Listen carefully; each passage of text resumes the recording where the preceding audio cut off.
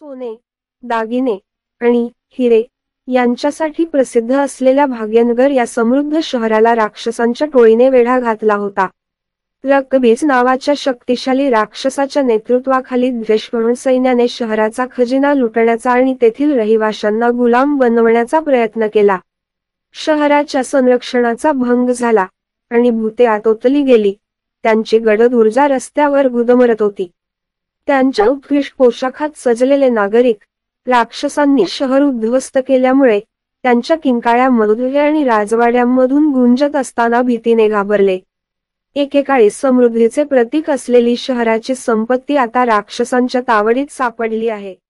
भाग्यनगरच्या हिंदूंनी त्यांच्या श्रद्धेने आणि दृढनिश्चयाने प्रेरित होऊन राक्षसांविरुद्ध मोर्चा काढला. शूर योद्धा राजकुमार अर्जुन यांच्या नेतृत्वाखाली त्यांनी युद्धात प्रवेश केला. त्यांची शस्त्रे दिव्य प्रकाशाने चमकत होती.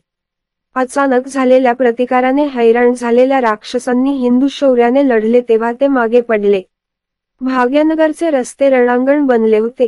हिंदूंनी त्यांच्या शहराच्या खजिन्याचे भयंकर संरक्षण केले होते.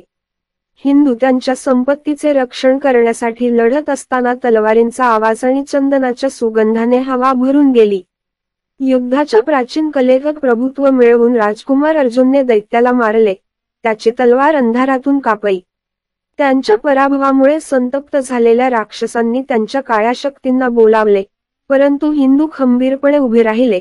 त्यांचा त्यांच्या देवांवरचा विश्वास अढळ होता.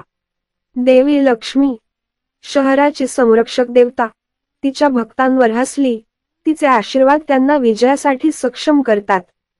हिंदूंच्या शौर्याला आणि दैवी कृपेला तोंड देऊ न शकलेल्या राक्षसांनी त्यांचे वाईट हेतू मागे टाकून आणि लुटण्याच्या स्वप्नांचा त्याग करून गोंधळात पळ काढला. राक्षसांचा पराभव झाल्याने हिंदू आनंदित झाले. त्यांचे शहर वाचले. त्यांचे खजिना अबाधित राहिले. सोने, दागदागिने आणि हिरे पुन्हा एकदा तेजस्वीपणे चमकले.